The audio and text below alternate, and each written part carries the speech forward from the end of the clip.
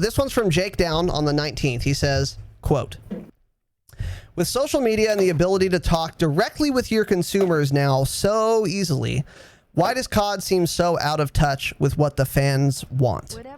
I understand you can't listen to everyone, but there's so many things that are unanimously disliked or things that could be relatively simple to fix. Back when I played, it seemed like Epic was so good at listening to their fan base and communicating on a regular and clear basis. COD, which I've loved for years, couldn't be more opposite to that. So Tanner, that's a pretty good question. What do you have to say about that? Okay, make your dumb comment before you answer. First off, everybody listening, the word he beeped out was Fortnite. Back when I played Fortnite, he doesn't like that word. So here's my thought. This is actually a pretty tough question. The name of the game is now 2 weeks. So my opinion is Activision is one of those companies where they have a roadmap laid out from the day the game releases. Well, they're not going to follow it exactly, but they have a roadmap from the day the game releases to the end of its life cycle, which is when Call of Duty 2020 releases. And I feel like they're not a company that's going to stray from that at all. They've been around for a long time. They're hard-headed. They're stupid. You know, Epic was up and coming with Fortnite. Actually, I don't know when Epic was created. Do you have any idea? I don't have a clue. But Fortnite was undoubtedly their first big release. So they were really good at listening to their player base at first, which I know for a fact they are not anymore because nobody likes what they're doing. But I don't know. I just think Activision doesn't really give a shit because they're way too big of a company and they have been for way too long. And they think since they've been successful for so long that they'll just do what they keep on doing and that's working for them. And Epic was new and Fortnite became popular in like 1 month out of nowhere. And so they're like, oh my God, these people are liking the game. They want us to do this. Let's do this. And Activision is just hard-headed, essentially. That's my answer. Yeah, so the big problem that Call of Duty has that that probably doesn't have is that their publishing company isn't this tyrannical behemoth monster that Activision is. So, like Infinity Ward developed COD MW 2019, but they're beholden to Activision because Activision's the publishing company and they're fronting all the capital. So they are likely paying all of the advertising costs, which are exorbitant, like millions and millions and millions of dollars. And they're also publishing the game. I mean, just like some novelist is beholden to his publisher, Infinity Ward is in very much the same boat. And so the publishing company, and especially the publishing company executives who have the authority to make these sorts of decisions, are not your guys' age. They're not 22-year-olds who enjoy playing the game and play it every day and have a real intimate knowledge of what's good for the game. They're crusty boomers. They're crusty boomers who have never played a video game, and if they have, the last one they played was Pong back in the 80s. So they don't know like what's good for a game and what's bad for a game.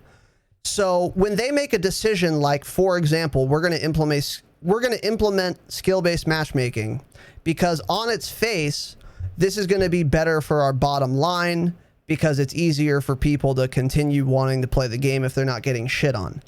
That is a totally facile, virtually baseless argument, which we've gone over ad nauseum, and I'm sure you guys have heard that completely dismantled, not only here, but in much more concise and comprehensive ways on other, content creators' platforms and videos. There are thousands of them about how SBMM is so bad.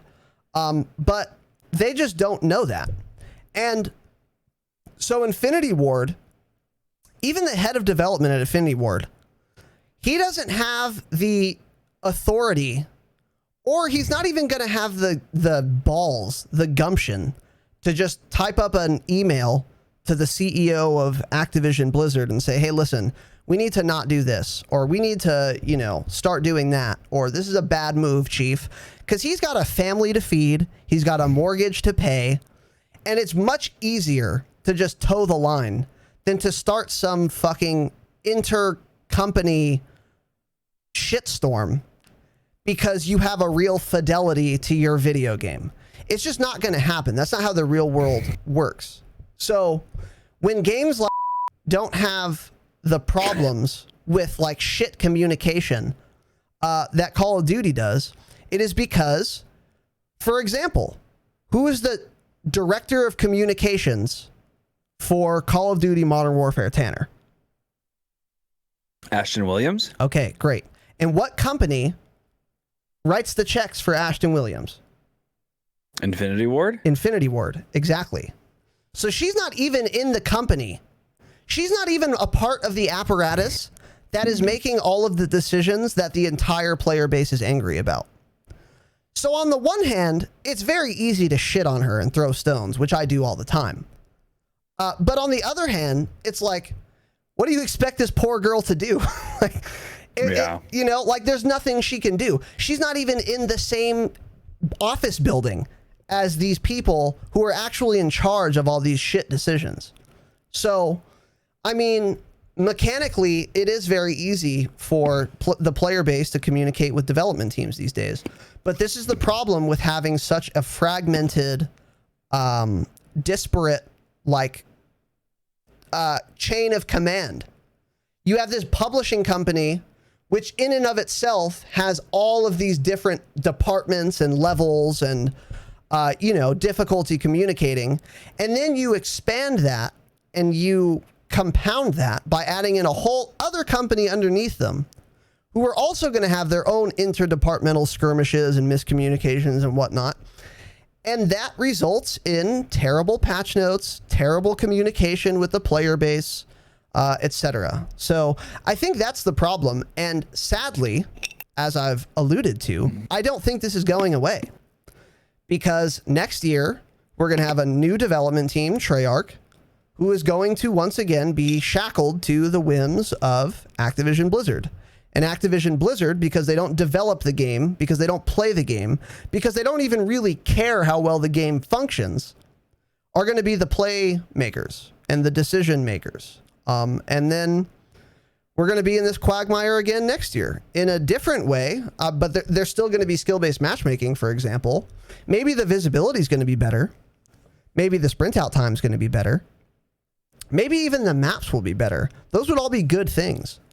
But there's still going to be skill-based matchmaking, for example. That's the easiest and most clear example I can draw. And there will be other problems. And then if we, you know, level those complaints, it's like Activision told Ashton's going to say, hey, look, sorry, or the Ashton equivalent.